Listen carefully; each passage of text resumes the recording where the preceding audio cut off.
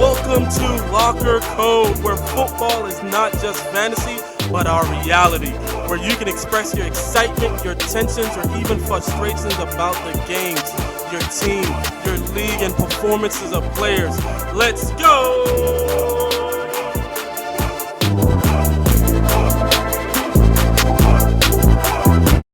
Yo, welcome back, my guys. What's good? It's Wednesday, man. I'm ready for this. Wednesday. Let's go. Yo, we had a crazy battle Mondays, yo. Like, that was insane. That was fun. Khalil came in here and represented, yo.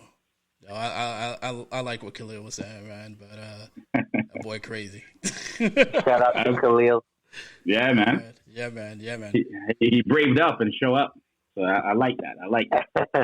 Yo, we got a crazy. No, I had some bones to pick at him because we had a lot of arguments before that last season. So it was a pleasure, like, having him on. You know what I mean? Yeah, there's a lot of different. Just wanted to start something. That's what it was. You just wanted to start something. Nah, I just wanted to debate. You know me, man. I was trying. Slick stuff on there, though. I was trying to give Paul a break. You know, Paul and I are always going through it.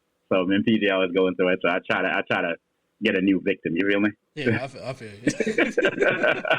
Draft night gonna be crazy, bro.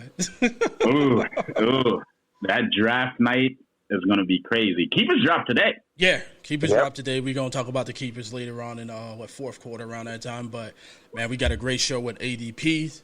Right, we're gonna go round by round. I think we're gonna go 6-8 rounds, whatever the case is. But yeah, it's gonna be a crazy show, man. Crazy show. Yeah, man, it should be fun. Fun. It's gonna be a lot of difference of opinion. Yeah, it definitely is, man. How was the weekend, y'all boys? How was everything? I know we had Mondays, but how was the weekend? For me, man, I didn't do much, man. I was just chill. It's kind of like a tough weekend for me, so I didn't do much this weekend. I just just chill and all that stuff. So what's up, man? P, I see you getting a little older, man. See a little gray hair kicking in. Oh, you see the gray hair popping out, right? Yeah, boys getting old like us, man. It's just stress. I can't remember my weekend, but watch the startup. Son was sick yesterday, so while I was taking care of him, I was watching the startup, stage watching last night. So it's really good. It's really good. I'm on the third season, and some things happen, man. Some things happen in the first two seasons. You're like, damn. That hits you, Yeah, I still haven't started. My goal is to start it this weekend, bro. Bro, I'm telling you. There's a part with his son. I'm not going to say what happened. Yeah. Something happened to his son, and my son was laying on my chest at the time. And after it happened, I just held him tighter. Yeah. That's how crazy it was? Yeah, that's how crazy it was. Yeah. That's what's up. Dude, it's really good. I don't want to ruin the show for anyone. For anyone, I haven't said, but it's a really good Red show. knows what I'm talking about. Yeah, I know what you're talking about. But it started off with like the first couple of episodes kind of slow, but I just give it a chance, man. And you can see how you can have a great idea, and that a great idea can be stolen from you. Yeah. And stolen from you. You could also see that with every great idea and good people comes bad things and things that you don't necessarily want to do. But it's just part of what goes with what you're trying to do. If I can explain it right. All right, man. Yeah. So let's lock out on news, man. What do you got for NFL right now? What's going on? Man, there's a lot of things going on with news, man. So let's rock out. Let's rock out. Let's go. Rock out. So first thing first, boy, Amari Cooper, Sports Illustrated, Mike Fisher reported that Amari Cooper will be cutting it close to for the start of training camp, which is him recovering from his ankle surgery. I don't know, man. This dude, if he's not ready for training camp and come this season, I feel like his draft stock should go down, like, because that's where goes up. I see CeeDee Lamb taking his place right now. Don't get me wrong, the dude has been 1,000 yards 4 out of 5 seasons, but it's You know, when these injuries, these nagging injuries starting to happening, and then you have a capable wide receiver coming on your team, I just feel like, yo, it's that time when that capable wide receiver is going to take over. You see what happened in Atlanta? Yeah. So that's exactly what happened in Atlanta. What's your take about Amari Cooper, man? Like, how do you see Amari Cooper? Is he somebody that's on your radar? Where is he? That wide receiver 2, wide receiver 3, wide receiver 1 for you? What's your thoughts? He's a 1A for me. I definitely think though with situation and the surgery, I would easily draft CeeDee Lamb over him. Simply because CeeDee Lamb is going to get those reps. He's going to be more conditioned. You have to factor all that in when it comes to football. Like, Amari Cooper is probably not going to be up to speed until like week 5, week 6, you know, at 100%. So, you know, if I could get him in around 6, hey, I'll take him. But I'm shooting for CeeDee Lamb, man. Okay. All right. I'm not even thinking about Amari Cooper, bro, to be honest with you. Like I said, out of your radar? Yeah, he's not in my radar, man. And to be honest with you, I think he's going to be traded, right? I think it only makes sense that he's going to be traded, to be honest with you. I think he's going to be gone. What team? All right, so he was on the Raiders before, right? Yeah. So what team you think he will fit on right now? You got to look at the money situation with him, though. Yeah, his contract. Wouldn't that be great if he goes to Green Bay, though? Yeah, I mean, but money-wise, that's the issue. It doesn't work. You know what would be a great location, actually, that would put him in a different level? The Jets? Nah, Jets are the Jets, no matter who they do. They need to grow. They need to build. Send him to Detroit. I think that's some Dolphins. Send him to Detroit. No, you know what's funny about it? You can, but I think, once again, Detroit is in a rebuilding scenario, right? Yeah. So right. There's too much money on a contract. I think the best location, honestly, is somewhere that we looked at before that would change the whole division, 49ers. We talk about Brandon Ayuk. We talk about Debo, but you need that veteran wide receiver there. And that would be good. Lance has an arm, and Lance would be able to pass it down the field. Right? You know what I mean? So I think that would be a great asset. I agree with you on that. It's funny. We talk about like the 49ers, but I think the 49ers MO is to run the football. But I think they never had any capable wide receivers though. What's the capable wide receivers that they have? You know what I mean? It's been a while. It's been a while since they have any capable wide receivers that's, you know what I mean? Debo came out, and Debo is like 2 years ago, and Debo is like the number, somewhat of the number one. Now Ayuk is there, and they're saying Ayuk is going to be the number one. Like there's no wide receiver there, so you have to play towards your strength. Now that they have a capable quarterback, they have 2 decent wide receivers. They have the running game, but I think like they want to pass the ball. I think Kyle want to free up that box for his running backs. Yeah. And I think by getting like Amari Cooper, that would be significant. That would be great for them. Trade Garoppolo, you know what I mean? Get that money off of their books. Pick up Cooper. You got Garoppolo. I mean, you got Cooper. Send Garoppolo. Do a trade Garoppolo for Cooper and swap contracts. Dallas is not going to do that. Dallas is not going to do that. I mean, they don't have a backup right now, though. Like, but remember, Red Rice is gone. But the amount of money with Garoppolo is more than what Cooper is. Cooper only has a year, maybe 2 years left on that contract. Garoppolo has at least 3 to 4.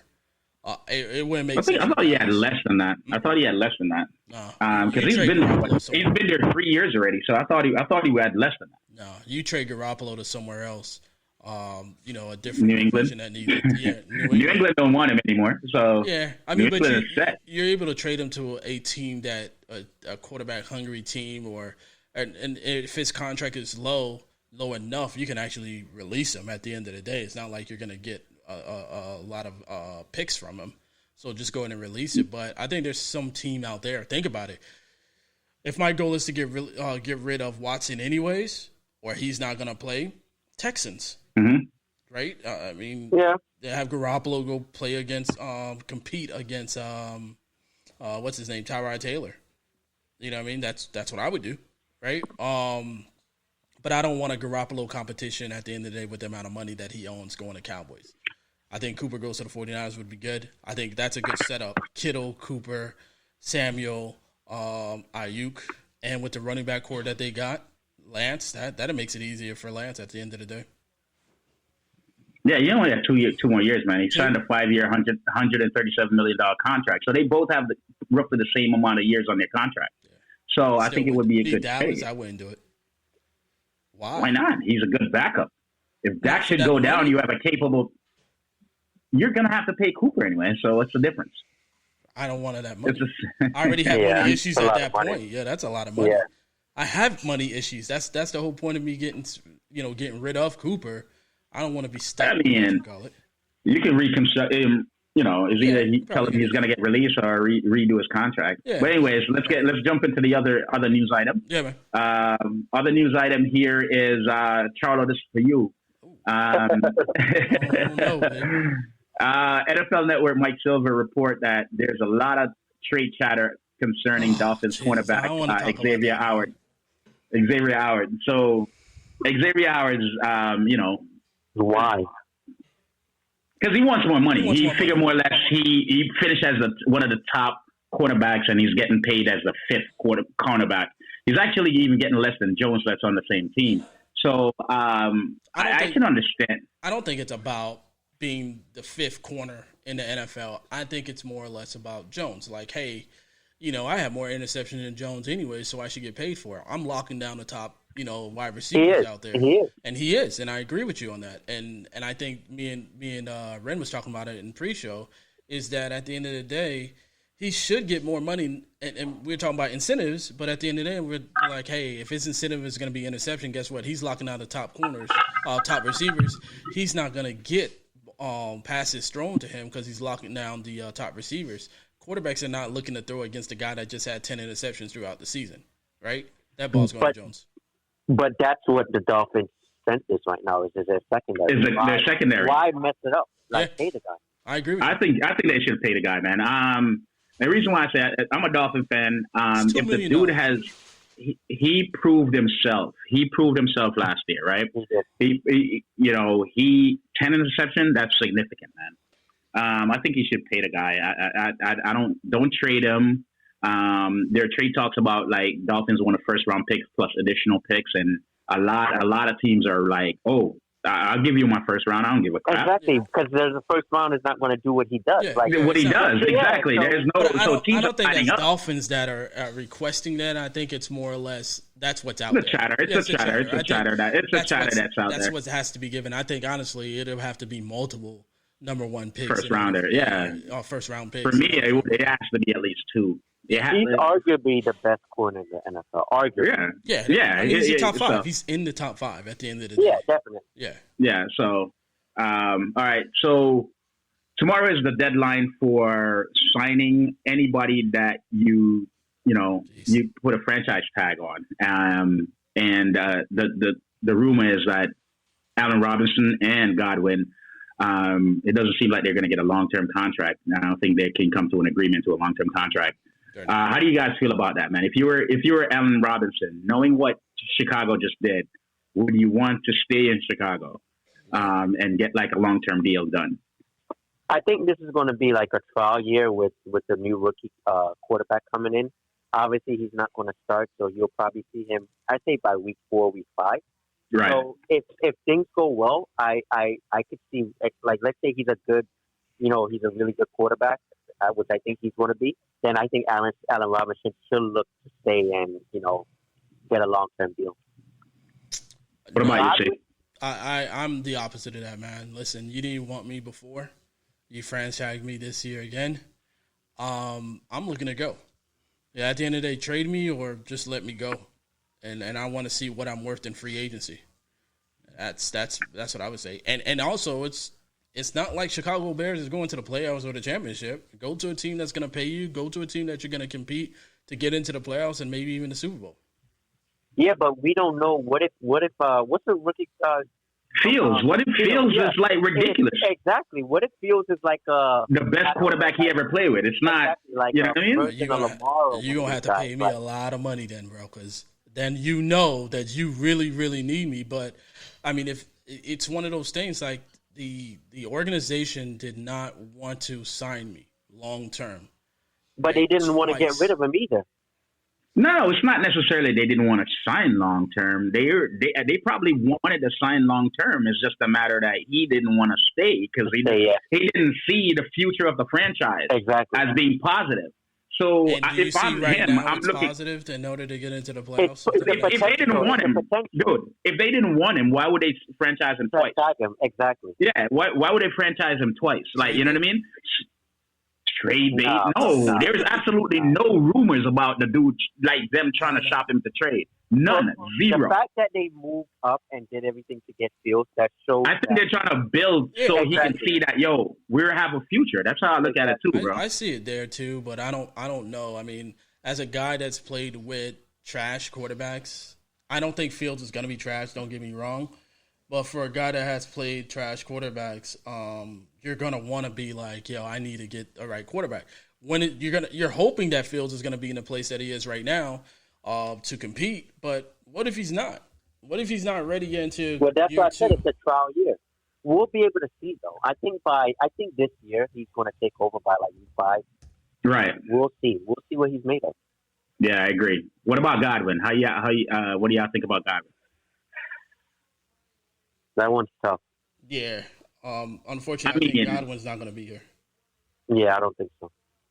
It all depends, man. I think end of year, they can franchise Godwin again, but end of year, if Godwin stay healthy and all that good stuff, and Brady decides to play another year, and they either they win the Super Bowl or get close to it, I think Godwin will stay. It all depends on what the outcome of the team will be, to me, But I don't think they can keep the entire team like they did this year. I think they're going to be forced to get rid of a couple of these players, or maybe the salary cap go back up, and they can afford to keep all these players and add some players to it. So you never know. It all depends on how. I think it all depends on how the outcome of this year, like however good the team does this year, for Godwin to decide to stay or not. I think he loves it in Tampa. I think he loves Brady. And I think everybody like the fact that Brady is there, that leadership from Brady. That's why everybody re-signed. They can win another Super Bowl, bro. Yo, Tampa sports town right now is ridiculous. It's on fire, yeah. Bro, I was like, man. Championships, that's... I know, bro. And don't sleep on their baseball team. Their baseball team is actually pretty good. Yeah. The Tampa Bay Rays is actually pretty good. Like, you know what I mean? So I'm like, Jesus. Yeah. So don't worry, Dolphins fans. Miami Heat's going to be all in the news getting all these players, and at least we'll have the Heat down here in Miami, not the Cubs. Yeah. Oh man, shut the hell up, man. So you're coming back to Miami after being in Tampa for so long, right? You're coming back to Miami, dude. I've always been a Heat fan. Oh, you've always been a Heat fan. Oh, sorry, my bad. I rep everything Miami. I thought you were Orlando Magic. Except the Dolphins. That's close to the Tampa. I thought you was Orlando. You're gonna rep their MLS team as well? Yeah, I rep the Marlins, all of them. Yeah, you rep the Marlins. Yeah. Out of all teams, Marlins. Okay, all right. I rep everything Miami except the Dolphins. Gotcha. They're disappointing. Gotcha. And Marlins hasn't. Florida Panthers. Marlins has not, huh? Marlins dismantled their team every time they won the championship. Damn, you taking this personally, huh? Oh, that dude is like hot. Marlins, bro. They won the championship, and then the next year they dismantled their team. Redid it again, and then dismantled their team. That's the team that you take care of. That's the one that you root for. A team that couldn't get fans in the stadium. That's the hey, football. We're talking about football. Let's jump into the show. Yo, you mad heated about it. I'm just mad, bro. Like you just not gonna say something like that, yo. First of all, before we get started with the show, man, I'd like to do 2 shout-outs. One, we all know the NBA Finals is on right now. WNBA, shout out to them. They got the All-Star games out. A big shout out to Candace Parker, my dude. Candace Parker is on the 2021 2K NBA 2K 2022. 22, my bad. 2022 NBA 2K cover. That is dope. First female to be on it. Like, it's all dope. Chicago Sky's on there. It's just incredible. You know what I mean? She had an interview today. She was talking about how, when you grew up playing ball, we all been in that situation. Basketball, soccer, football, whatever the case is. We have posters inside the room of, all these players, and this is what I can do, doing different type of tricks, just soccer in general. But just to see someone that's been hoping to, get into basketball and be into the WNBA and wish you can get on a video game, you know what I mean? Yep. Look at us, man. We go up and, look at video games and edit the mess out of it and just put ourselves in it. You know what I mean? Just to be part of that. So it's just dope, man. I just wanted to just shout out to Candace on that one, man. For every female that's, in WNBA and every female basketball player, it's just dope all around, man. So we got Yahoo ADP, man. We're gonna rock out about 6 to 8 rounds, right? Man, what are you guys thinking about the ADP right here, man? Oh boy, I lost you guys. List of 12 teams. So first round, you have Christian McCaffrey, Dalvin Cook going second, Alvin Kamara third, Derrick Henry fourth, Ezekiel Elliott 5, Saquon Barkley 6, 7th is Jonathan Taylor, 8th is Nick Chubb, 9th is Travis Kelsey, 10th is Tyreek Hill, 11th is Austin Eckler, and 12th is Stephon Diggs. So who do you guys think in this group is like overdrafted in your opinion? Like, who would you put down, take them from their current ADP and drop them down per se? Well, before you get on that, just level wise, is just that we want to make sure that we're the whole point of ADP is to find the right player, right? That can bring out the value in each round that we're not expecting, right? At the end of the day, that's what our goal is, and that's the goal to bring out to you guys, fans. You're like, hey, listen, this guy is great, but this may give you more value, right? Yeah. Like you were saying, which player you think that is going to be that guy? No, overdrafted. No, the one that you think is overdrafted. That like his ADP is too high. I would say Alvin Kamara, going number 3 overall. With the new outlook for Derrick Henry, I think Derrick Henry should definitely be in that spot. I think Saquon should be higher than him as well. Being that the team is that the Giants is built around Saquon and the success of him, they're going to feed him the ball. Alvin Kamara with the quarterback situation and everything that's going on, it's too much question marks for you to be locked in at number 3. It's way too much question marks.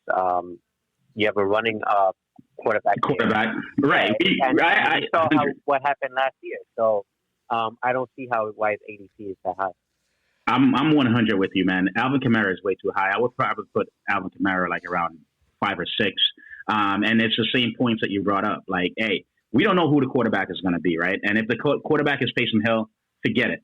Alvin Kamara touches are going to be reduced as far as those dump down, right? As far as those dump down passes, which is what he lives on. Yep. And those goal line, like his touchdown numbers are going to regress because if it's Taysom Hill is the quarterback. He's going to take those. He's going to voucher those touchdowns. A lot of those touchdowns. Maybe not all, but he's going to voucher a lot of those touchdowns come the season. So I wouldn't feel comfortable drafting Alvin Kamara as the 3rd overall pick in this first round. What about you, C? Me, it's Saquon, man. Yeah, I agree with you on the Alvin Kamara situation, but as of right now, Saquon is going 6 right now, 6 to 7th. I think ADP on our ADP we got him at 6 right now in the first round. 6, right? You're looking at a guy that just got off an injury. You're looking at a guy as of right now has not really practiced with the team, right? So I don't know if he's ready. I can say the same thing for the number 1 pick. So you have to be careful with that. Yeah, and that's what C-Mac. And I am paranoid, but it's one of those things, like if I fall down to 5 or 6, I'm paranoid. Same thing with 1. It's a paranoid scenario. Like you're looking at honestly, the most durable person, I'm taking Cook. I because of the injuries, I look at C-Mac and I'm scared. Look at you. You're paranoid. You picked C-Mac, right? And if I'm number 1 right now, C-Mac and Dalvin Cook is available, I'm going to go after Dalvin Cook over me going to C-Mac. But that's also because of the fact that they got a backup running back now, too. They're not planning on using C-Mac as that runner all day down. You know what's funny about what you just said, dude? All right. This is why I would draft, McCaffrey first, and I will leave Saquon where he is, probably move him up to 5. Is because the same argument you're talking about right now, it's the same argument we had last year in regards to Dalvin Cook. Oh, he never played through a season and all that stuff. And you saw what he did. Yep. He came in and the boy smashed. Great. Right? Yep. So it's kind of the same things. Like, NFL players, NFL running backs, they're going to get injured. Yep. But the pride in these guys, they're not going to let the injury, take away from their talent. They're still talented. I think Saquon, but you remember when he had that high ankle sprain back in 2019? The dude was back in, like, everybody was shocked when they was like, yo, he's playing. I was happy because I had it. So everybody was shocked that the boy came back and wanted to play. So it's the pride in these guys, man. So, and Saquon is about to come up on a contract year, like, to see if they want year. They want to take on his fifth option. Dude, and then they have, like, weapons. Like, they have a deep wide receiver core. So you can't stack the box anymore like you normally would. It's just up to Daniel Jones to really deliver. And if Daniel Jones deliver, Saquon is going to have lighter boxes, and Saquon is going to smash because Saquon is a 3-down back, and he can play anywhere on the field. And once that boy hit the open field, you can't tackle him, bro. Like, you can't them legs is like two of my hands put together, bro. Like, and that's ridiculous. The thing. Like, it's the injury, just like you said. But other than that, you get them, you're going to see volume there because there's no backup. There's receivers there as far as Galladay, and they got rookies, but we don't know the scenario with Galladay anyways. And then we got a bunch of rookies, so you know he's going to get that ball. We know Ingram and Rudolph on that side too. When you look at the top 5 running backs, 4 of them have something in common as their ceiling. Christian McCaffrey, Dalvin Cook, Derrick Henry, and Saquon. Their ceiling is unlimited. You do something like I can't say that for Kamara. I can't say that for Zeke. Yeah. I can't say that for Taylor and stuff. But those 4 guys, Saquon, I think he's going to come in like Ren said, and I think he's going to have. I think he can finish as a number 1 back in the NFL this year. That's my bold prediction. Let me ask you one question before that, because I want to get to Jonathan Taylor's situation. Jonathan Taylor's going 7th, right? Do you like where he's going at 7th? Are you guys concerned because of Nyheim Hines later on in the rounds? They're talking about Hines and they're talking about Marlon Mack. I would draft Taylor with no problem. No problem. I don't see those guys really affecting his production, honestly. Even on a passing game? Even on a passing game, no. I think he's going to be the guy. I agree he's going to be the guy, but I'm with C on this one that I feel like Hines is going to take some catches from him and Marlon Mack is going to take some carries from him. Yeah. The only reason why he came on at the end of the year really is because Marlon Mack went down. Like, it's not, and Marlon Mack can't stay healthy. So, yeah, he's going to get the production. And I like him in the first round, don't get me wrong. But I was going to pose a question to C. So he's saying he doesn't like Barkley at 6. So I was going to ask him, would you rank Chubb and Taylor above Barkley? And if that's the case, I disagree with that. Yeah, I wouldn't. Totally. I wouldn't either. I said I'm scared, but I would not rank Chubb or Taylor up higher than Barkley because it wouldn't make sense. Yeah, there's nobody in the backfield. He's not sharing anything. Chubb is sharing with Hunt, and Taylor is definitely sharing with Hines / maybe Mack. But I think it's more Hines than Mack than anything else. All right. So let me ask you this: the glaring thing that we've never seen before all our years playing fantasy football, right? Travis Kelsey is in the first. How do you guys? I know you guys are high on tight ends more than I am. So tell me, like, how do you guys feel about Travis Kelsey in the first? I think I've said enough over the last year about Kelsey. Kelsey, to me, I look at him as like a receiver, man, not even a tight end. Like, he's the number top 3 receivers in the NFL. Like, the guy's a beast. He gets the red zone looks. He gets everything. I think he's more consistent than Tyreek Hill. However, Tyreek Hill's ceiling is insurmountable. They mirror each other. Huh? They mirror each other. They mirror each other, but I think, all right, so if you look at Kelsey, he doesn't really average less than 15 fantasy points a game. Yeah. Like, it's always between that 50 and those low 20s. Yep. Whereas Tyreek will give you 55 and then give you 8, then give you like 18, then give you 40, then give you 12. 11 or 12. Yeah. So I like the consistency, so I'm gonna always go with like a Kelsey over a Tyreek. Yeah, But like you said on Bad Monday, Tyreek is gonna single-handedly win you 2 fantasy games by himself. Yeah, and when Tyreek gets that 40, Kelsey's still getting 15. You know Exactly. He still gets that 15. I like guys who are a lock for a certain amount of points. Yeah. And Kelsey's a lock for anywhere between 15 to 22, 23. And so you think both of y'all think that's justification for taking him in the first round? Yeah, because think about it. Even with the people that are going after him, and let's take away running backs, because you got Cam Akers and Aaron Jones out there. You got, as far as receivers, you got Devonte Adams and Stephon Diggs. Devonte Adams don't have a Robin, right? You can take Kelsey or Hill as that Robin guy, but they're both Batmans, right? So the pressure is going to be on Devonte Adams. The pressure is going to be on Stephon Diggs. And there's no other receiver or tight end out there that's giving you 15. Waller, which is ranking, 5th round or something like that. And that's pretty much it after that point. After Waller, everything else is just a guess. I'm not going to lie to you. If I'm getting the choice between Kelsey and Diggs, what I seen last year from Diggs, I think there's going to be a regression, but it's close, man. It's close. I would draft Diggs over Tyreek Hill, personally. Okay. I'm not sure if I would draft him over Kelsey, but I may. I'm not sure. I'm not. If you know that, I know defense is going to be on Diggs, bro, and I think that's going to be tough. Yeah, but they were on him last year. Like, the fact that, and you also have Emmanuel Sanders there now, I think? Yeah. So I think Diggs is. Because you have to show Emmanuel Sanders respect. Yeah, you have to show. You have to show respect. Right. And then Josh Allen has an arm and he can move his legs. So that offense is very dynamic. I think Diggs will have a minor regression, but it's still going to be a top three wide receiver year that I think he's going to have. Right. Yeah, I mean, for me, you know me, I'm not high on tight ends, but I take your both of y'all points into consideration, and I see what the Masters is doing in regards to Kelsey. I understand everything that you guys say about Kelsey. I just have my own philosophy on that position. I wouldn't draft Kelsey in the first round because second round, yes, but in the first round, I just feel like I would draft a Tyreek Hill.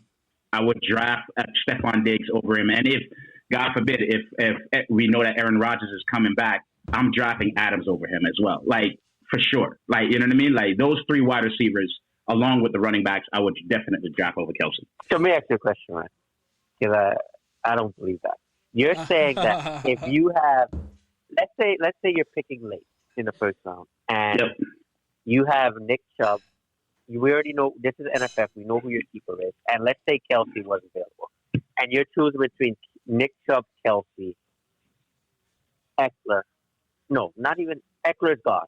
So you're choosing between Nick Chubb and Kelsey. You're taking Nick Chubb over Kelsey? Yeah, I would. I would too. Here's another addition to that question too. There's no way I'm taking the reason Nick Chubb. why. Here's the other reason why too. You talk about competition. We just talk Kareem Hunt is there. No, but here's the thing I was going to bring up. There's going to be a high percentage chance that Kareem Hunt may just be traded this year.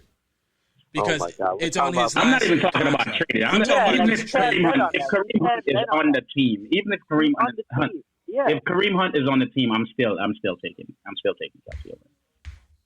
Hold on, you said you're taking Kelsey? No, sorry, but I misspoke. I know you guys wanted to run with that one. I heard you. I know you guys want to run with that one. Just want to make sure. No, I'm taking Nick Chubb over Kelsey. All right. Woo, this boy ready to go. I was ready, man. What? Why? What's the justification when Kelsey's a better player and a better fantasy player? All right. He can take a tight end later on in the regular draft. I can get a tight end. All right. So.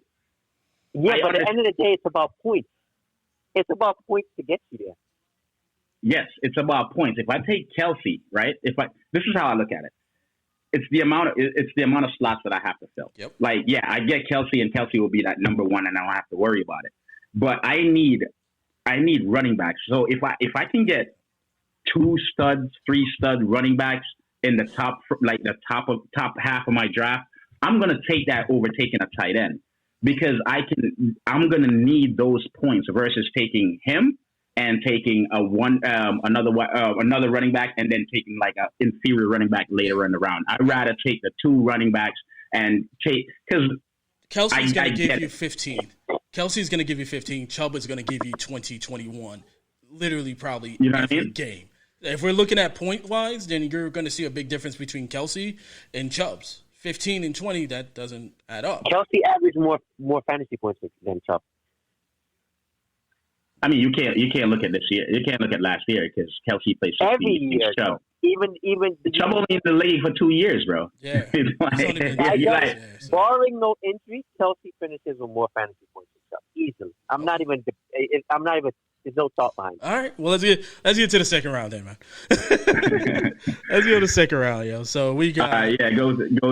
We got Devonte Adams, right? 13. We got Stephon Diggs, which we were just speaking about, 14. We got Austin Eckler, 15. Patrick Mahomes, 16. Antonio Gibson, 17. 18, DK Metcalf. 19, Joe Mixon. 20, DeAndre Hopkins. 21, Najee Harris. 22, Josh Jacobs. Calvin Ridley at 23. And then Clyde Edwards at 24. So Yep. I have something different. What do you have? No, I have something different too. What do you have? All right. So for 12, I have 13, I have Aaron Jones. Then I have Adams, Cam Akers, Deante Hopkins, Najee Harris, Antonio Gibson, Joe Mixon, Clyde Edwards-Helaire, Calvin Ridley, DK Metcalf, Patrick Mahomes, and then we have Darren Waller at the end of the second. I think yours is on. Put it on PPR. That's probably what it is. Yeah. Yeah. See, I think cool. it should be PPR ADP. All right. Cool. Right. That's right. Yeah. So all right. So who do you think in this is overdrafted, underdrafted, based on the ADP, guys? This one is tough, man. I don't want to pick on this guy anymore. I picked on him a lot last year, Clyde Hillaire. He's not a second round guy to me. I could, under no circumstance, take Clyde Hillaire over Calvin Ridley. That's ludicrous. Clyde Hillaire over DK Metcalf, ludicrous. Yeah, not doing it. And then looking at the top of the list, we don't know what's going on with the Antonio Gibson? the Aaron Rodgers situation. So Aaron Jones and Devonte Adams, 13 and 14. I think it's perspective, being that we don't know what's going on with the quarterback situation. Cam Akers, we're all optimistic. So 15, that's okay. I think he's going to have a smash year. DeAndre Hopkins, I'm okay with at 16, and I'm okay with everything on this list besides Clyde Hillaire, honestly. What about you, Steve? I'm agreeing with him on the same thing. Based on Calvin Ridley's situation, new tight end, but he's the man now. With Julio Jones gone, he's the man. DK Metcalf, I like where he's at. I know Pat Mahomes is the guy. He's the QB. I just feel like I'm not even going to lie to you. I would take Calvin Ridley higher than. I think he's a lot. Higher than Aaron Jones, so he should be right after Diggs. Because Calvin Ridley, and Devonte Adams after. Yeah, with the situation, because I don't know what's going on in Green Bay. If A-Rod is going to be there, then Aaron Jones and Devonte Adams are lost. But Calvin Ridley is there's 20% target share that's gone with Julio. So, and we saw what Calvin Ridley has done year after year. If Calvin Ridley finishes as the number one wide receiver, none of us on this call will be shocked. Yeah, no, right. Not at all. So, and I think barring no injury, he could easily do that. Yeah. For me, man, this whole round, I have my philosophy on these players are completely different. All right, I'm okay with. Funny enough, before you get to that too, funny enough, you were saying about Clyde Hillaire going on the second round, like we've seen right here, but he's slipping to the third rounds, right? In some mock drafts, is he worth the third round, but not a second? Yeah, he's worth. Third round is where you start looking at Clyde for me. Like middle of the third is where you start looking at Clyde for me. I don't think Clyde belongs 2.7, like, you know what I mean, in the second round for sure. Like, so middle of the third, like 3.7 is more like it for me. But looking at this round, like based on the list that we just listed, Calvin Ridley would probably be right before Cam Akers, but behind Adams. I'm going to assume that Aaron Rodgers is playing. If you notice, Aaron Rodgers has not said he's not playing yet. Yeah. You know what I mean? So I'm going to assume that he's playing. And if he's playing, Adams is in the first round, but that's a conversation for another day. But I will put Calvin Ridley just before Cam Akers. And tell you the truth, man, I can't put him over Hopkins. I love Hopkins and I love Calvin Ridley. I can't put Calvin Ridley over Hopkins. So that's another thing. Gibson will fall closer to the end of the round for me. I would even rank Joe Mixon over Antonio Gibson in that round. And I would even rank Metcalf over Gibson in that round for me. So there's a lot of mix-up that I would change in this round just based on what I expect their targets of volume is going to be. And just based on the team that they're on. With Antonio Gibson and the turf toe, that's too nerve-wracking for me. And with Joe Mixon and that offensive line, that's too nerve-wracking for me. So that's where, I would deviate from my if those are the only running backs that are available and I have a Calvin Ridley or a Metcalf on my board or a Hopkins, I would rather pick any one of those three over those two running backs. I see that ended the second round was Darren Waller. Is that correct? Yeah. Am I got it? Yeah. I don't think that Darren Waller's. I think that's mad early too. He's really the number one pass catcher out there, and he could probably continue to be the number one pass catcher out there. But I don't know, man. He's a third rounder. I'm not high on tight ends. You already know, but I think Darren Waller is too high in the second round for me. Jesus. Yeah. He's the last guy on the second round, though. Yeah, I know he's the last. I think he's too high there, man. Personally thinking. So, and we're getting to the third round because even, there's a couple guys that I feel like it's worth being in the second round, or at least he's not being in the third. There's one round. that's glaring. Gibson or Ridley? Like, let me ask you, Gibson or Ridley? Ridley. Metcalf or Gibson? Metcalf. You see what I'm saying? Joe Mixon or any one of those two wide receivers? The wide receiver. You see what I'm saying? So yeah, I feel like you have to like. How do you feel about Najee Harris? Because he's a lone back, and because second round, I wouldn't get him until the third, but second round. He's a third. I think he's a tad bit too high. He's a rookie. He's the only guy. I understand he's the only guy. But he's a rookie, man. God damn, he's a rookie. And he's going on a team that I know can run the ball, but their offensive line is not the same, bro. It's not the old Steeler offensive line that we know from before where anybody can come in. Back, though, man. He's a different type of back. He doesn't hesitate like the previous running back did when he get to the line and waits until, they open up the hole. He's a bruiser. So you're either going to move or I'm going to make you move, but he also let me ask you a question. Outside. Barring injury, right? Barring injury. We're not talking about injuries here. Do you think Najee Harris is better than Joe Mixon? Yes. Why? And tell me why. How has? Listen, don't. Joe Mixon has underperformed every year he's been in the NFL. Because it's hard to confirm that because we haven't seen Najee Harris play ball yet. So play ball in the NFL against these big ass defensive linemen. Like, this is not college. But this is not college. Here's the thing, though. If we're going to do the comparison of it, I'm going to compare based on quarterbacks. Burrow likes to throw the ball deep. That's why they're going to have 3 wide receivers there. Steelers have 3 wide receivers, but they like to run the ball. And you got to look at their quarterback right now. Ben wants to give the ball to a running back to space it. I know he consider better.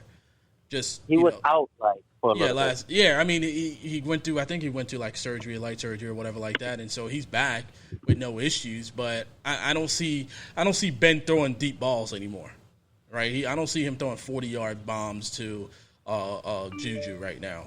I see the guy throwing those 10, 15, 20 yards, keeping the being on the field and keeping the chains moving But I think it's gonna be the running game. The running game is gonna kick in. They have to. That's why they can't win. They can't win without the running game. They've tried. It's not working. To your point, man. To your point. It's not working. All right. Third round. Third? Go ahead. I wanted to ask you about Pat Mahomes. Do you think Pat still should be second round? And we ended up in NFL if we're going to drop it down to NFL, but someone kept him, Go ahead, man. To me, he's a third round guy. I don't think any quarterback should be drafted in the first 2 rounds, simply because what's the difference between Pat Mahomes and Kyler Murray or Josh Allen? They're all going to average around the same amount of fantasy points, So Josh Allen is going late third, I think. Right. Yes. Yeah, so why is Mahomes all the way up there? I just don't get it. Yeah. I think Josh Allen is the only one that I can compare. I think Josh Allen's the only one I would definitely compare with, but because every other quarterback, they're running quarterbacks. Even Dak Prescott in a way too, because Pat doesn't like to run the ball, and this offense is all throwing ball. They just throw. They're throwing. They're throwing. That's all it is. But I just don't at this point. I mean, I know he's going to give you 30-something points, but the other guys. I fear that guy. Whenever I gotta play Pat Mahomes, I'm like, yo. So who about to give me 30 points right now, man? Like, all right, I need to cover that. Let's go to the third third round. Wait. So he got to get something off his chest. Yeah, man, get it off his chest. Woo, man, yo, Pat. I don't know if y'all noticed, but Pat Mahomes hasn't finished in the top 3 of a quarterback in the past 2 years, right? Yeah, I realize that, right? That's why. Yeah. All right. Not only that, like, wait. I'm gonna just drop some things. Like, so not only that, right? The separate. So right now, last season, Pat Mahomes finished as the number 6 quarterback, right? Right. Yep. Right. All right. So not only that, right? What separates Pat Mahomes from Tom Brady is 2 fantasy points per game, and Tom Brady's ranked. And what separates all from Tom Brady all the way up from the 7th to the 1st is probably 1 to 2 points per game, 1 to 2 fantasy points per game. Not a lot. Like, we're splitting ears between Josh Allen. You're looking as a total. You're looking as a total. And I think that's the difference between Brady and Pat Mahomes. Brady will give you one game 12 points because it's a bad game. Exactly. And then the next game he'll have 30. So then you're averaging both games, and Brady looks good. The thing with what I'm saying is Pat going to give me the consistency of. But you're looking at Brady. I'm not necessarily like comparing Brady. I'm comparing all these quarterbacks all these top quarterbacks that Pat Mahomes is getting significantly drafted ahead of. Right? That's why we were saying that he should be lower. We were saying that he should be closer to the Josh Allen area. Yeah. I think him. I don't think he's worth the second. Why? All right. So why is he? All right. So I'm playing devil's advocate here. Yep. Why is he getting drafted over Josh Allen? Name and the type of offense that he's in. Yeah, and he has Kyler Murray, Kelsey and Tyreek Hill. Yep, and that's it. No running game out there. It's Kelsey, Tyreek Hill, offensive bombs to any receiver that's out there. That's it. That's the only reason why. And like I said, it doesn't make sense. I would not. I can see Patrick Mahomes right there, and every time you look at him and you're like, he's in a second, you're like, yo, I'm not touching him unless he falls to the 3rd or 4th, and he leaves in a second, and you're like, oh well. Let me tell you one thing though. One thing that you got to give Pat Mahomes credit for is that he doesn't play bad games. He doesn't. Fantasy-wise. Super Bowl he did. Yeah. Yeah, but he still tried. Yeah, he doesn't really have bad games though. He doesn't. He's consistent. Yeah, even against the Dolphins when he threw those interceptions, still came out. It still came out like still came out on top. Yeah, we looked good for the first half. Yeah. Listen, I get it. I'm just adding logic behind the thing. Like, I'm looking at this thing and I'm like, yo, in the past 2 years, Kyler Murray have finished ahead of Patrick Mahomes. Josh Allen in the past 2 years has finished ahead of Pat Mahomes. So for him to be drafted significantly, like a round and a half, But his ceiling, because of those what guys, ceiling? His ceiling was in 2018 when he finished first. We saw his ceiling. Listen, I hate word to tell of the y'all. day is consistency. It's consistency, and he has. That's it. I would not He draft has him two there. monsters. I'm not. No, Listen, I'm not discounting. I'm not drafting discounting him there. I'm not touching him in I'm the not second round. drafting him there, but- No one on this podcast is drafting Patrick Mahomes in the second round or even the third. But all right, it's not even about where you're drafting. It's not about the round. I'm just trying to understand why is Pat Mahomes getting drafted over? Because the name, and two, Pat does not run the ball. Pat just throws the ball all day long. He's locked for 3 touchdowns every game. With 5 Every yards. game. Yeah, 5 to 10 yards. That's it. But 3 touchdowns as far as passing. He's locked for Let's that. go on to the third round, guys. Yeah, man. All right, the third round, the most glaring issue to me is Chris Carson, man. All right, read him out. All right, so third round we have Justin Jefferson, J.K. Dobbins, A.J. Brown, Keenan Allen, George Kittle, Michael Thomas, Chris Carson, Terry McLaurin, Miles Sanders, DeAndre Swift, Josh Jacobs, and Allen Robinson. All right. Go ahead, man. What's the point you're making? So, to me, they have Chris Carson. I just can't take... So, I can't take Justin Jefferson, Dobbins, A.J. Brown, Keenan Allen, definitely not George Kittle or Michael Thomas over Chris Carson. When healthy, this guy produces. He's a beast, man, and it's kind of like a lone back. I know there's Penny out there, but it's pretty much a lone backfield. I think he's a second round guy, late second. 3.6, he's a steal. He's the one that I would swap Pat Mahomes for, like dead ass. Like I would, 2.10 where Pat Mahomes was going. I would put Chris Carson there and put Pat Mahomes in the middle of the third round. That's just me. Okay. The other glare, but that's because your quarterback's going to be 15 and 16. The other glaring thing, I hate to say, I would put Keenan Allen. I would put Keenan Allen over Waller. Like that's me. I was about to say that. Yep, I was about to say that. I would put him over. I would put him over everybody that's ahead of him. Right now, seriously, like the dude has like I'm looking at his ADP. And I love Justin Jefferson, but the reason I take Keenan Allen over him is Keenan Allen's more consistent. And he's number one. And he's number one. Yeah. He's number one. Yeah. So Terry McLaurin, I will put up to the early part of the third round. You know what I mean? Kittle, he's too injury prone for me. I wouldn't. Yeah, I'm not touching him. I'm seeing, not touching. Even with mock drafts, I'm seeing Kittle in the fourth to fifth round. That's what I think that's where he goes. Yeah. Right, Kittle is way too high for me. Kittle going in at 3.4. That's just way too high. Josh Jacobs too. I don't think they're. I don't know. Swift, I can't see Swift in the third round. Reason being, the competition that's out there, they don't have. It's not a good offense. They're in rebuild mode. I just don't understand why everybody's so high. That was I was going to say. The coaching staff, Swift. It's not even just the coaching staff already came out and said, like Williams will be like that first and second down kind of a back, and Swift will be like that third round back. So. If that's the case, how are we ranking Swift in the third and not ranking players like, they pay for him in LV, Drake and stuff like that all the way up here. You know what I'm saying? They're pretty much going to be the same kind of players. Like they're going to have the same kind of role. I want to say this, and I'm 100% agreeing with you on this one.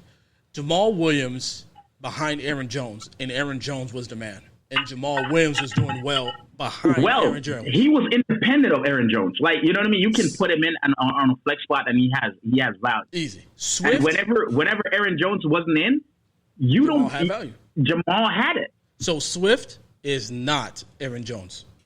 Not at all.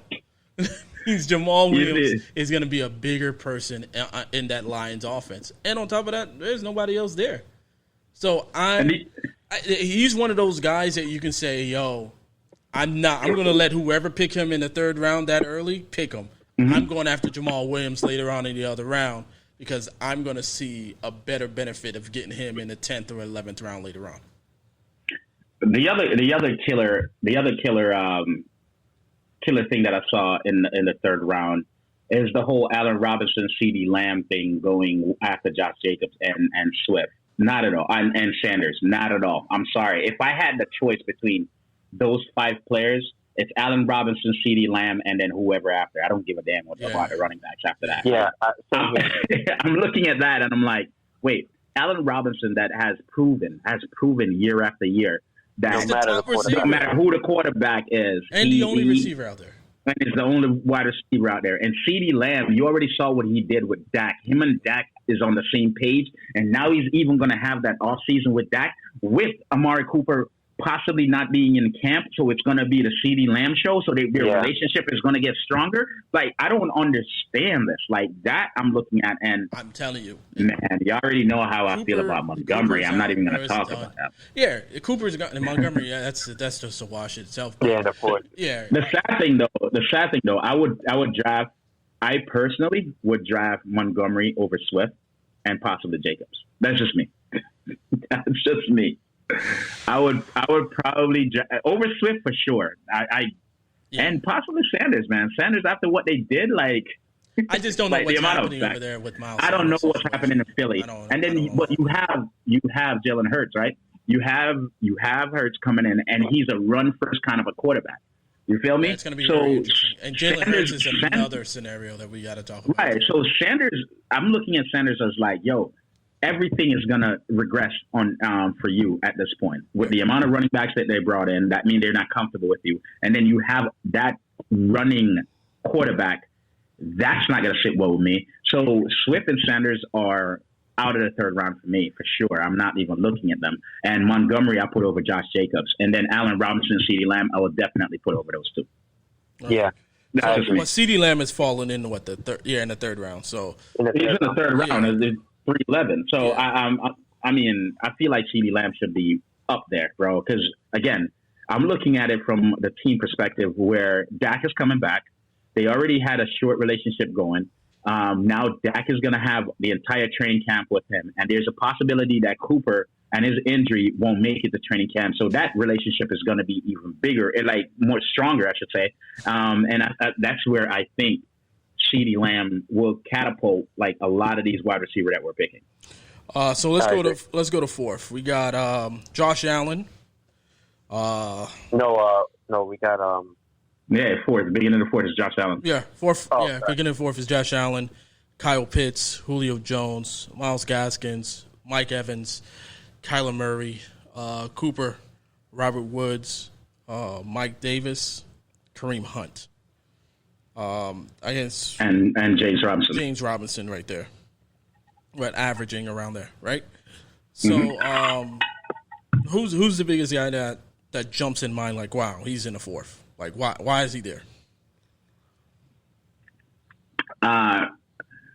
See, I'm actually okay with the fourth. I'm really okay with the fourth. I just feel like I would probably get Woods over Cooper. That's just me. I feel like Robert Woods should have a great year, having the better quarterback now. I would go Woods over Mike Evans, too. Yeah, me too. I feel like that consistency will be there. I don't know. Julio is there in the fourth. Yeah, Julio, to me, I would go Woods over Julio as well. Because I don't know. I don't feel like the volume is going to be there for Julio. Man. Yeah. I don't. You know what I mean? Because it's a run-first team. I feel like it's going to be a lot of play action, and he's only going to get his production on play action. Yes, he's going to have some bombs. That red zone threat. I think he's going to be a threat in the red zones. He's never been, but they chalk it up to Matt Ryan. Yeah. So, or maybe the dude just disappear in the red zone. You never know. Yeah. We'll see though. We'll find that out this year. I think for me it's James Robinson, like going in the fourth. The not knowing what they're doing ATN right now. Yeah, that's another one. Too. So that is too early for that. It is too early. No, here's the thing though. James Robinson was good last year, man. So to come in and just think he's going to have to come in and outproduce. That boy is not someone. James Robinson. Listen, that boy is not just someone. That boy is his right-hand man to Lawrence. ATN is Lawrence's right-hand man. Like Ren said, this is the NFL, bro. This ain't college. So James Robinson has a better body. I don't know if Etienne is You know what the problem is? catapult. You know what the problem with that scenario that I don't agree with you on? We have a college coach coming into the NFL, coaching a college quarterback, coaching and a college running back. James Robinson only been in the NFL for 1 year. Yeah, but I didn't draft James Robinson.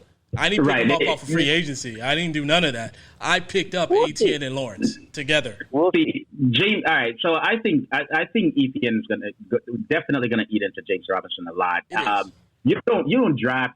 I can't tell the last time I saw a draft and they draft a running back in the first round and they're not the starter. Like really and truly, the last one was Zeke, right? Yeah. Zeke was the last first round draft pick, and you see where Zeke is.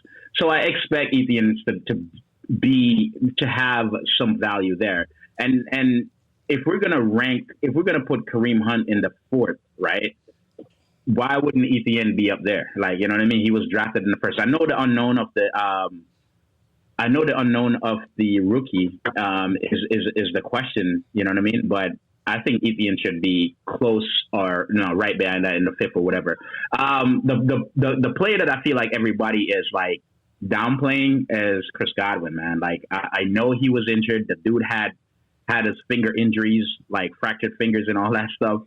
And yet the dude was productive. And 1 year removed, I feel like Chris Godwin should be a little higher, dude. I personally, not the end of the fourth round.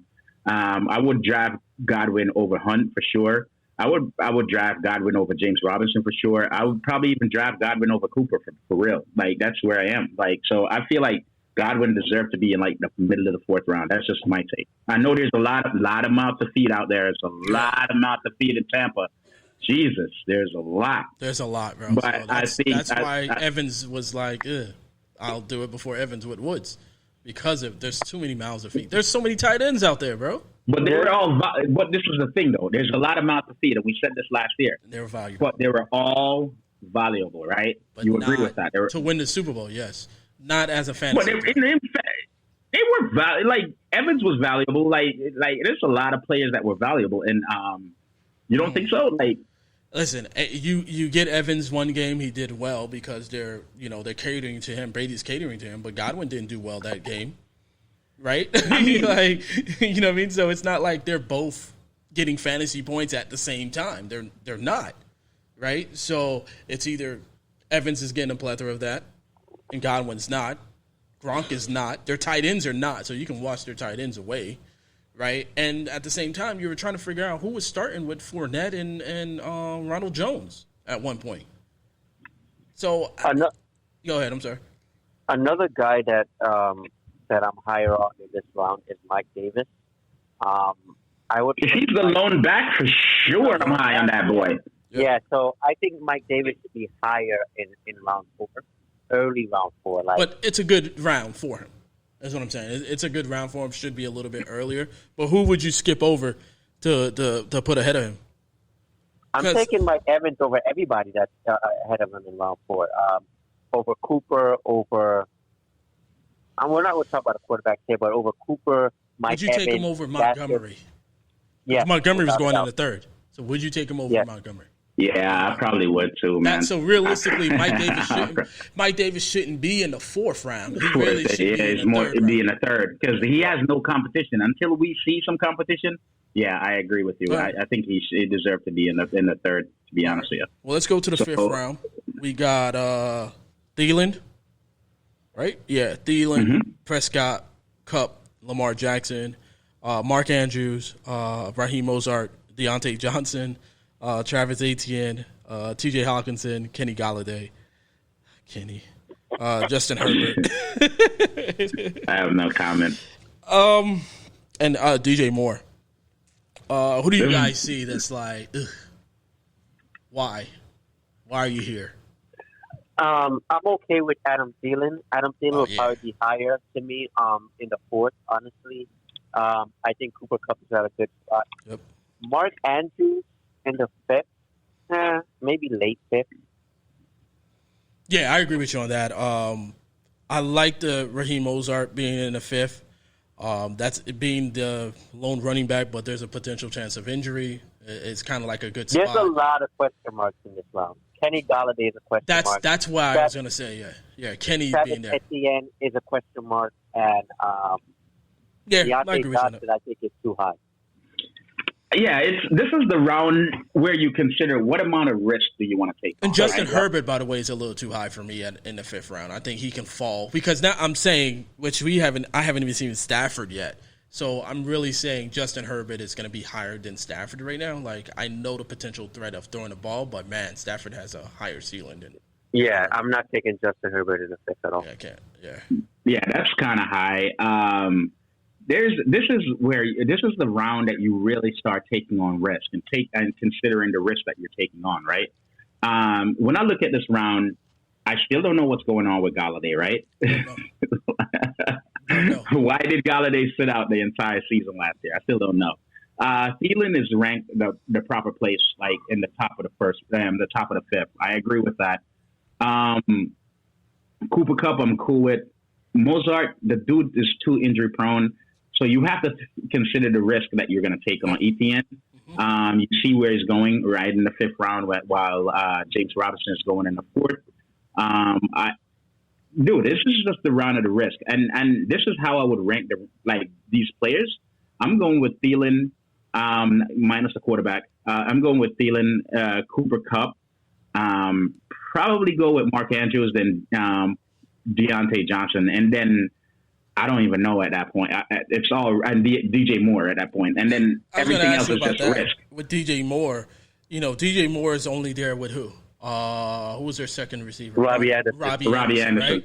Would you take DJ Moore over Deante Johnson? Definitely over Kenny Galladay, but the question is Deante Johnson with Juju over there, with Claypool over there. Like, I'm taking DJ Moore over Deante Johnson. So me too. Yeah, me too. I'm taking DJ Moore because the offense is going to open up. They have a better quarterback. Arguably, I'll put that in there. Yeah, arguably a better quarterback this year. Still going to draft him, but yeah. Go ahead.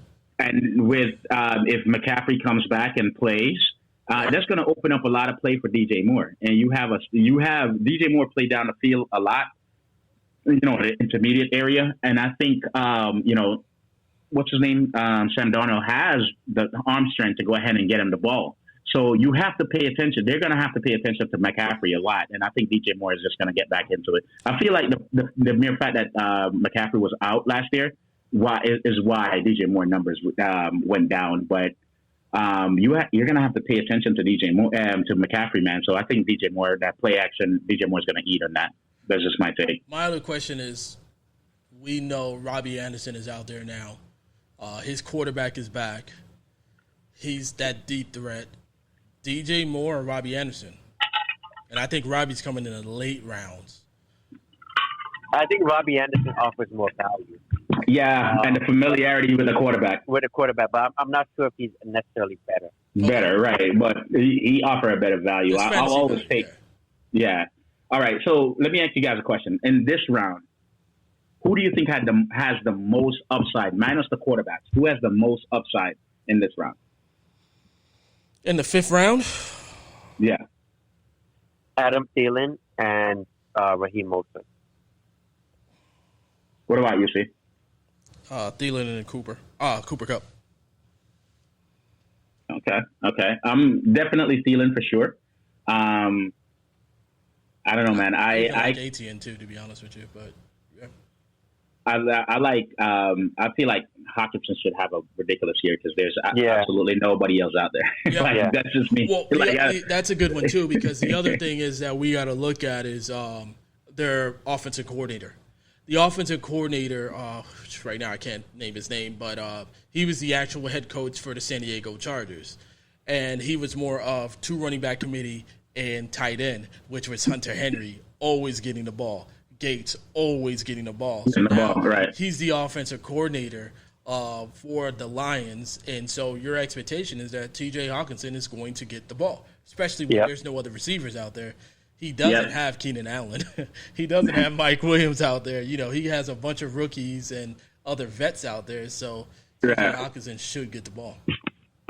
Should. really know. Because that defense is going to look at him too. It's like, yo, TJ's getting a ball. We're going to defend him pretty well. You're talking about Anthony Lynn.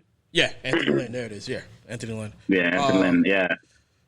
So, all right, 6th round, man. 6th round. We got Chase Edmonds, Tyler Lockett, Jamar Chase, Devonte Williams, Melvin Gordon, Brandon Ayuk, Russell Wilson, Damian Harris, OBJ, T. Higgins, Aaron Rodgers, and Chase Claypool.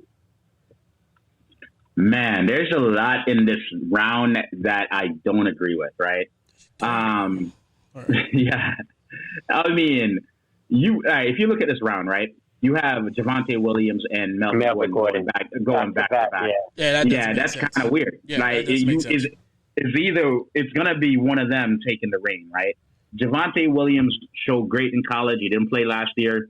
Melvin Gordon, honestly, man, what has Melvin Gordon? He's played great in college. He played last year for North Carolina. He didn't play. Obviously, he's not an NFL player, but he did play for North Carolina that year. I thought he didn't play last year. He played the year before, 19. Nah, he played last year. Yeah, he played last year with him and Carter together. Yeah. So what have Melvin Gordon done to like lose his job? He's in his last year of his contract. But my thing is he's a running back, right? So if I'm a GM or if I'm a coach and I have a player that's on the last year of their contract, right, and they're playing for their next contract, why wouldn't I run the hell out of him through the, like, you know what I mean? Like he has a motivation, right? The motivation he's playing for that next contract, right? But you also know, I want to preserve. No, I get it. You want to know what Williams have. Not that. You also have a running back that wanted more money last time on his last year of his contract while he was with the San Diego Chargers. He's not asking for that right now, though. Play. No, but I'm just saying that. I'm just saying that. Hey, at the end of the day, I know I had a guy that was with another team before that was on his last year of his contract and was like, "Yo, I'm not going to play unless I have a long-term contract." So, as a GM, I look at that and I'm going to be like, I'm going to go get another running back. No, I'm not. Listen, I'm not faulting Denver for getting Williams, right? I'm not. That's not what I'm saying. I'm saying, though, Melvin Gordon is coming in this year to play. He's going to play ball. Right. He know that he's not going to get another long-term contract from Denver Broncos, right? Yeah. So if I'm the coach, I'm going to go ahead and I'm going to play Melvin Gordon because he's still a good running back. And I'm going to run him into the ground. I'm going to give him as much as I can.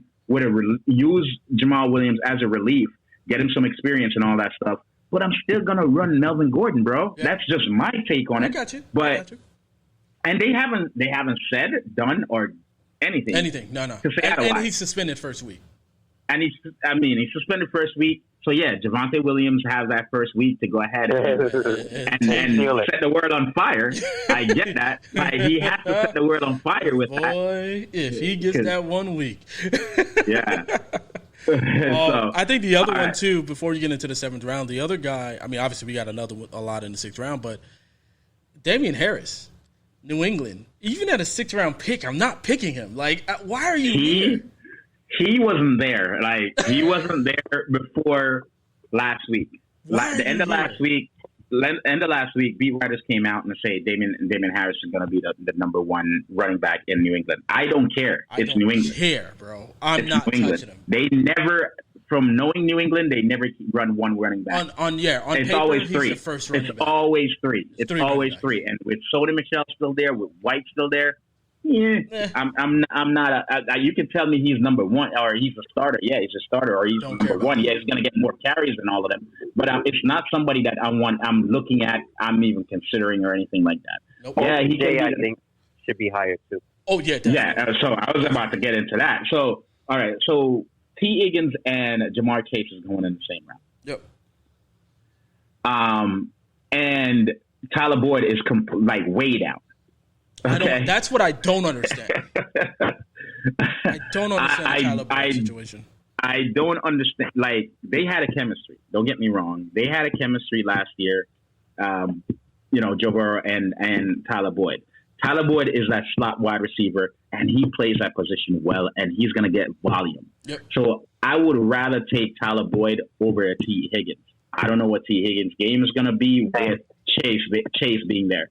Like I think T. Higgins is getting overdrafted. That's just my take. Chase, the familiarity with Chase is where I think Burrow's going to go. That's why I think Chase is fine where he is, or probably a little bit later in that round.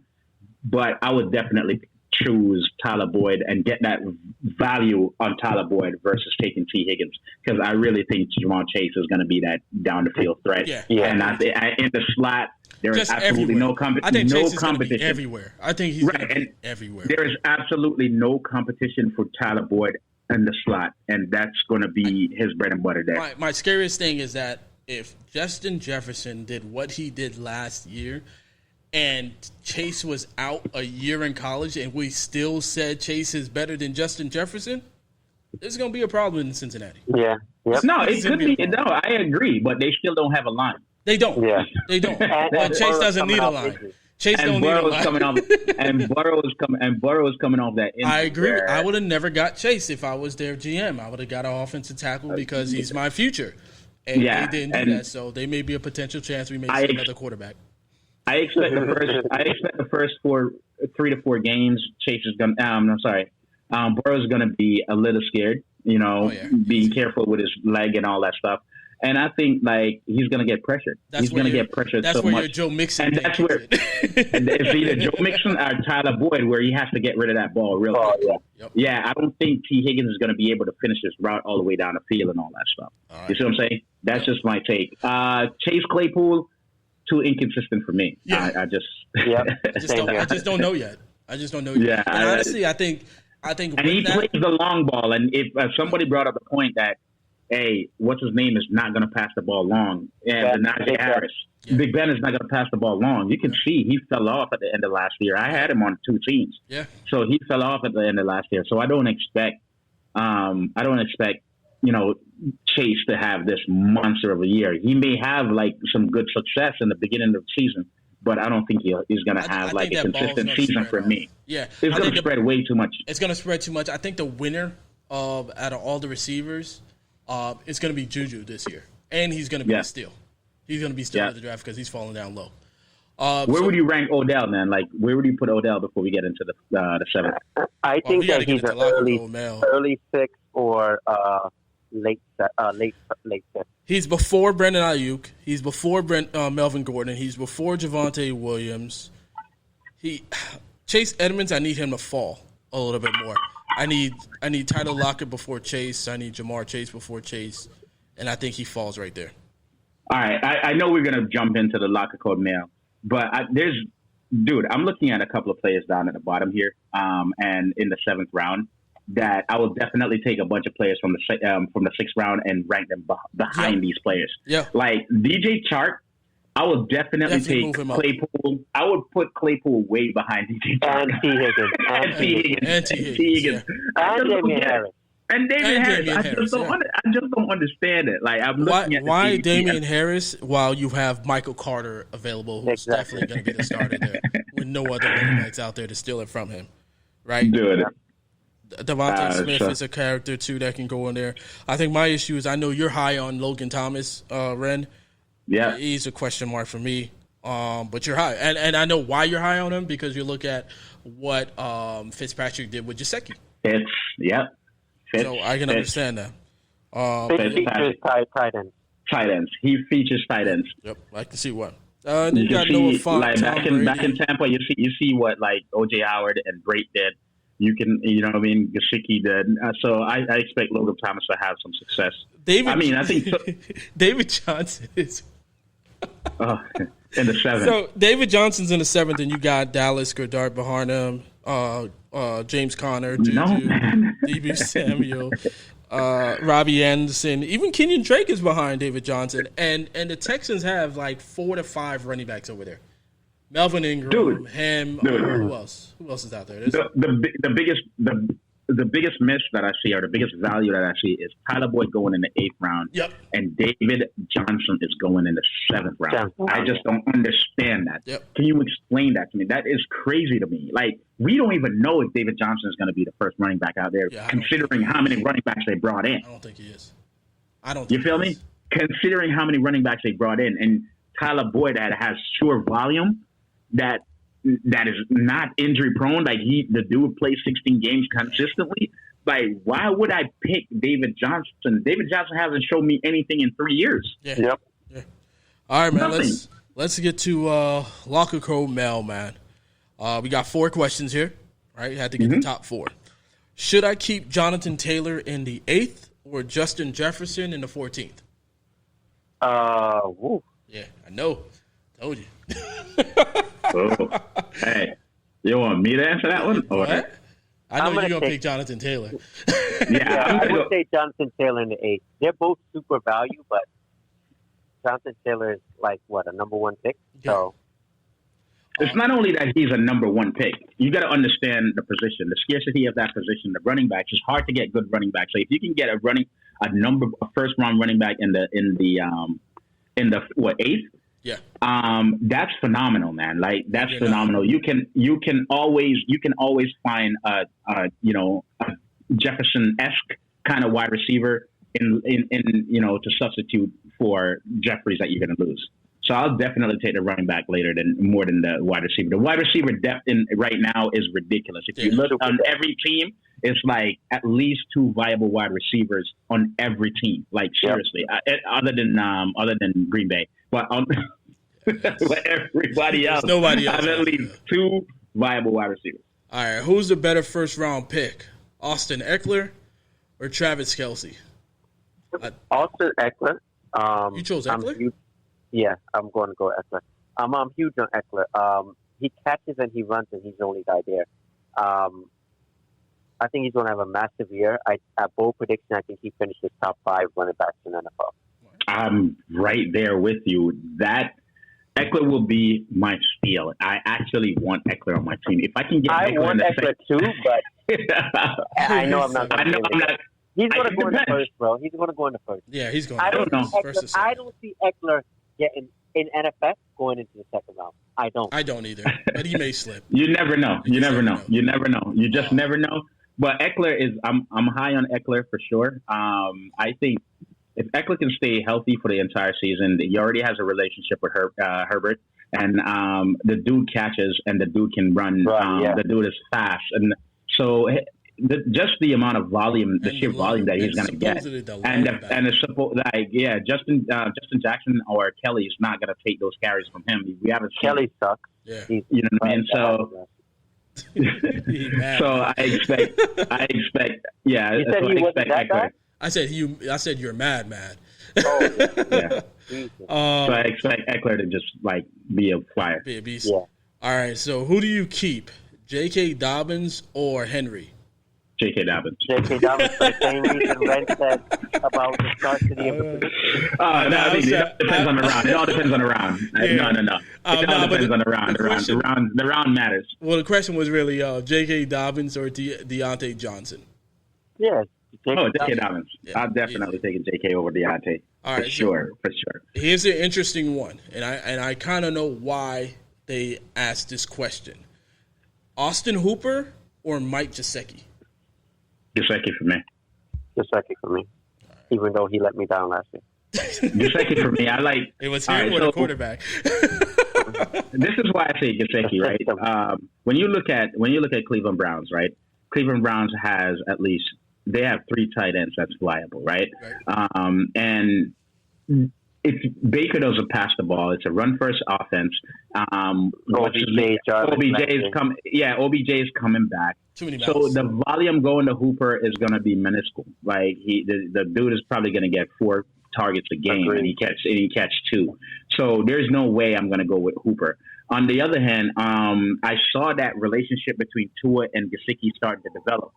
I don't know who the other tight ends are. They need to go ahead and just go to the wayside because they're vouchering a touchdown, and my boy PJ know that. Oh yeah, PJ needs those. That's why I said I'm just mad at the system because a lot of tight ends caught balls last year. It just wasn't Gesicki. But that's the New England way, which is what the Dolphins are doing. Everyone's going to get a hand of that ball, and it sucks. But I think they're going to be more centralized right now. I think they're going to have that offense where the defined wide receivers, the defined tight end, and those other tight end will just be relief.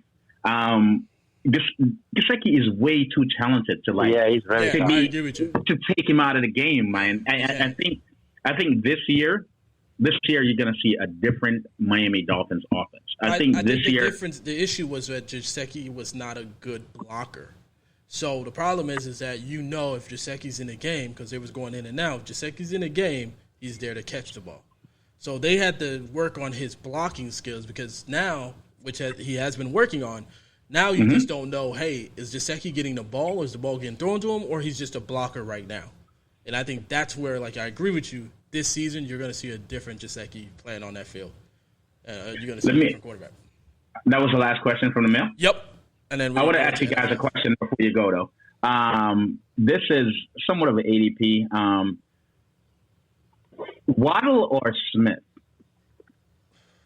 Waddle. Devonte Smith? Mm-hmm. Yeah. Based on the team that they're on, Waddle or Smith? Smith. Why you say Smith and why you say Waddle? Oh, man. I don't know. Both of them are familiar. Don't go there. Don't go there.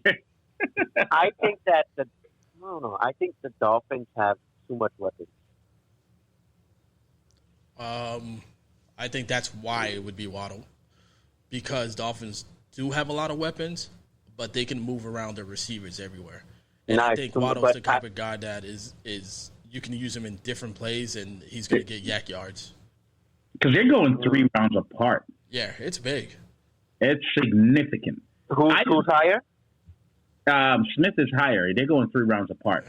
Because I can see the Smith aspect because there's absolutely nobody else out in Philly. Exactly. Yeah. There's nobody. There's really. I mean, Rager, but the familiarity with Hurts. Go to the wayside. You guys have that super fast receiver. What's his name again? Oh yeah. Will Fuller. You got Will Fuller. You got. He's not talking about Fuller. He's talking about the original number 15. He's number 2 now. Who? Grant. Grant's not even going to start, bro. Grant's not going to start. It's the other guy that's going to start. Swiss Army last year. It was last year, but the guy that was actually, I can't remember him, from Kansas City. He's from Port St. Lucie. You have Gesicki, you have Will Fuller, you have Gaskin, you have Catch the Ball, you have Parker, you have Water. That's too much. And Miami is not going to come out and just throw this football all over the place. Albert Wilson. Albert Wilson. That's what I meant to say. Not Grant. Wilson. So is this too much? And then they have another one too. They have another guy, Lynn Bowden Jr., who was drafted by Raiders. Coming back? Yeah. And Preston Williams coming back. It's too much competition there. Way too much competition. That's the difference why you take Smith over. Yeah. All right, so let me ask you, last question before we go. I know we're coming to the NFL. We got to drop down the keepers. Yeah, that's who I knew you were talking about. Albert Wilson is just, like I said. Yeah, we're going to talk. We're going to talk about NFF and the keepers. But let me just ask you this, because this is another. I know we didn't get to the 8th round, and I was hoping we get to the 8th round. I'm trying to understand why Jalen Hurts is going in the 8th round. What is your take of Jalen Hurts going in the 8th round? Would you draft Jalen Hurts in the 8th round? I wouldn't draft Jalen Hurts in the 8th round. There wasn't enough sample size last year for me to have that much. It's only 3 games, bro. Yeah. Like, that's what I don't understand. It's only 3 games. Everybody is like poo-pooing Love because of Aaron Rodgers, but yet Love was drafted way ahead of Hurts. Yep. Right? And yet nobody's giving Love any love. Right? No pun intended. But even then, like, you're looking at Tua. Right, if I'm going to compare Tua and Hurts, and Love has a better wide receiver core. Like, I mean, it's because Love is not and a better running back. Love is not going to be there. Everybody knows it's going to be. Is he being drafted over Stafford? Who? No, they were close behind. Like, right behind Stafford, 4 picks behind Stafford. 5 picks Love behind Stafford. Or Hurts? Hurts is getting drafted 4 picks behind Stafford. I would draft Carson Wentz over Hurts. Dude. Yeah. The next quarterback behind Hurts is Burrow. I would listen, and then Tannehill. I would draft Tannehill over those 2 guys. Yep. Yeah, I would. Easy. I would. Yeah. Easily draft those Tannehill over those 2 guys. I think Hurts is being drafted only because of the run game. I think that's going to hurt Miles Sanders, and everybody's going to draft Miles Sanders. But love has legs. That's the thing I don't understand. Love has legs. You keep saying love. The reason why love is there is because of the fact that it's Aaron Rodgers. It's Aaron Rodgers. So I don't want to compare that. I think either way, wherever love lands, it'll be a steal if Aaron Rodgers says, no, I'm not going to start. Right? But I'm definitely not spending, an 8th or a 9th on love when Rodgers is still there. And even then, I think you still can get Rodgers around that range, right? 7, Yeah. So I still wouldn't do it. So, yeah. Okay. All right. Let's jump into NFF, man. So we got NFF, man. Let me pull up my file for NFF. So we got the keepers for NFF. Finally, we got the keepers out here. Now we just need to do the lottery. But you got C-Mac round 1, Dalvin Cook round 1, which is PJ here. Russell Wilson round 1 as a keeper. Travis Kelsey round 2. Pat Mahomes round 2. Stephon Diggs round 5. Cam Akers round 5. J.K. Dobbins round 7. Deante Johnson round 8. Antonio Gibson round 9. Josh Allen round 12. Justin Jefferson round 13. Out of all the picks that were keepers, who do you think is the biggest steal in a keeper? And you can't say yourself. The biggest steal. I know you were. I was gonna say J.K. Dobbins, bro. What'd you say? Nah, the biggest steal is actually you, Justin Jefferson. I actually thought the biggest steal was Josh Allen. Round 12? Well, there's 3 of them. Stephon Diggs in round 5 is a huge steal. Yeah, it's good. Yeah, Stephon Diggs in round 5 is definitely a great steal. A great steal. Cam Akers round 5 is a huge steal. Yeah, I agree with that. Based on the ADP. The bust, I would say, is Russell Wilson round 1. Pat Mahomes round 2, and it all depends on where you're drafting. Because if you get the end of the draft, 11th or whatever, Pat Mahomes is overdrafted. There's no value. There's no value in that. But other than those two, man, if you compare, I think it's still one of the good picks. I think I like the Travis Kelsey. Jefferson was a good steal too. Going in around 13. Around 13. Yeah, that's easy. Yeah, that was significant. Easy. Like I told you, I picked that. I picked that. Kelsey is drafted where I'm expecting. 13, you're like, who do I have next? Yeah, let me just fill in these benches. Yeah. But I like the Kelsey, but I think to me it's based on who you pair him up with in the first round.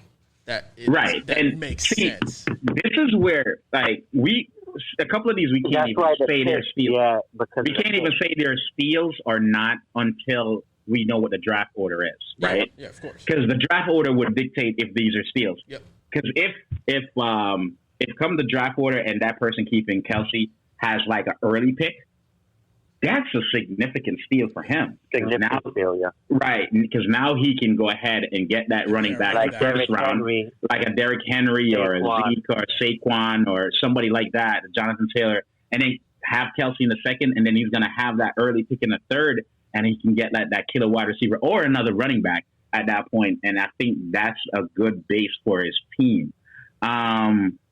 The pick that I didn't understand, as I said, Russell Wilson in the first, I think that's a significant overdraft. There's absolutely no value there. Yeah.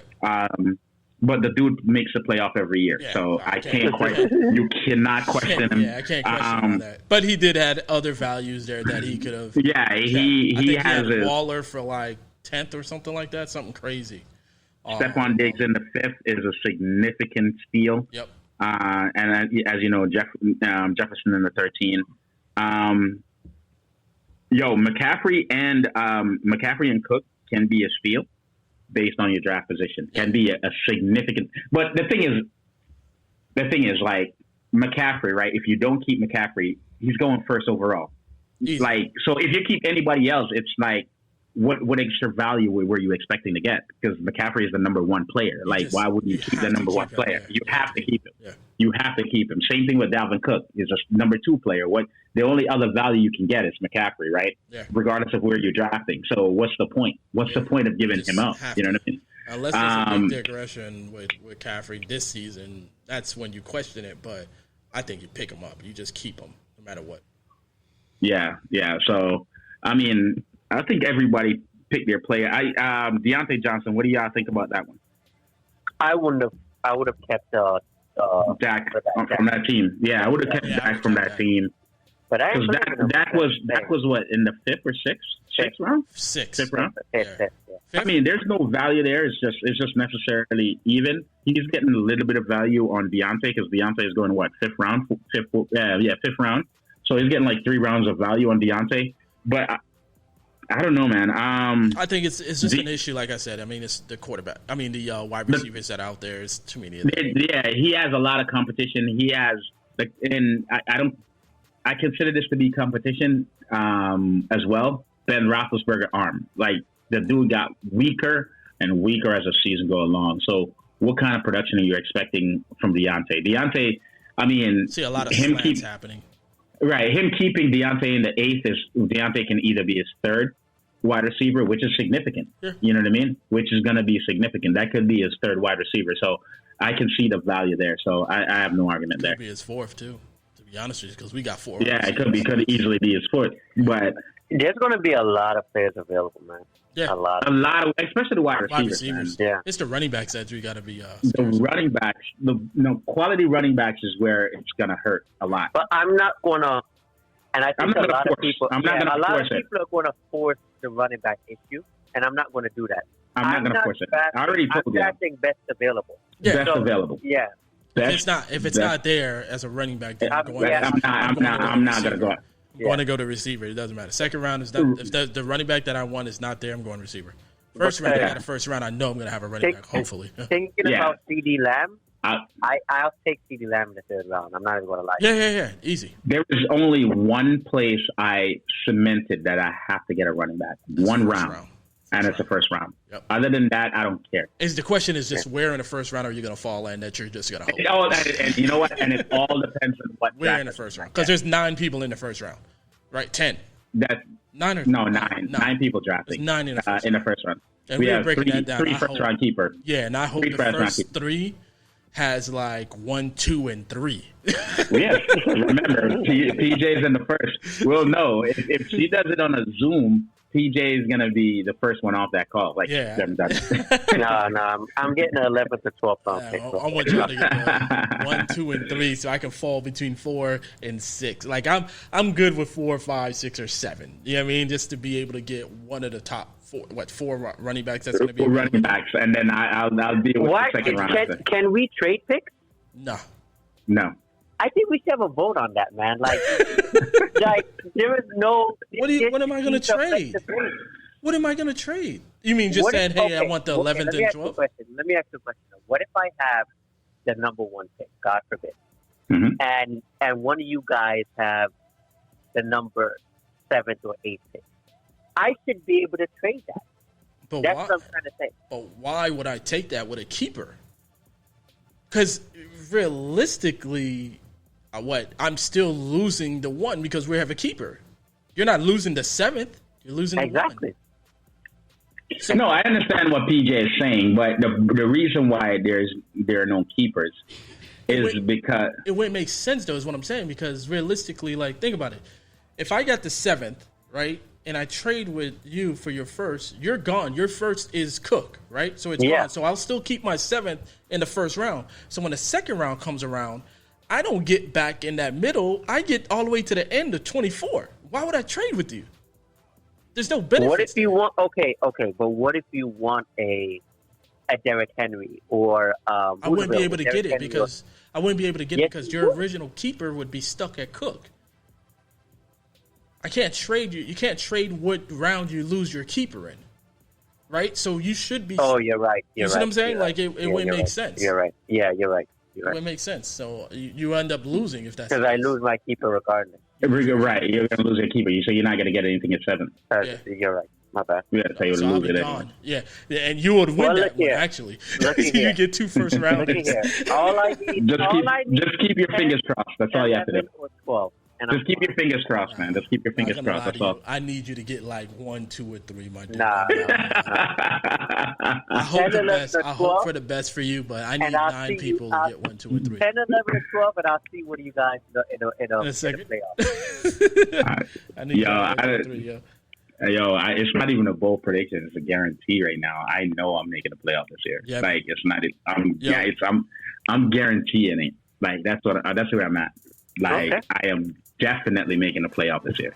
Yo, so Definitely. that's it for us, man. Thank you for listening to Locker Code with C. Ren and PJ, man.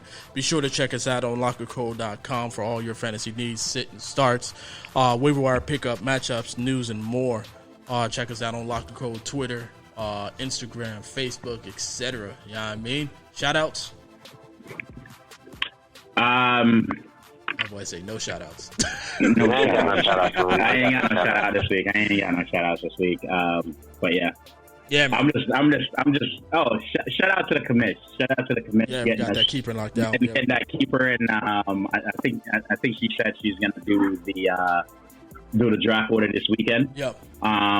So my weekend will be occupied with a bunch of mock drafts and stuff. Yeah, same here.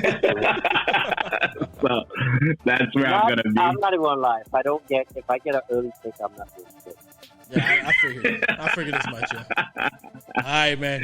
All right, y'all boys. Yeah. Yeah, man. All right, later, y'all.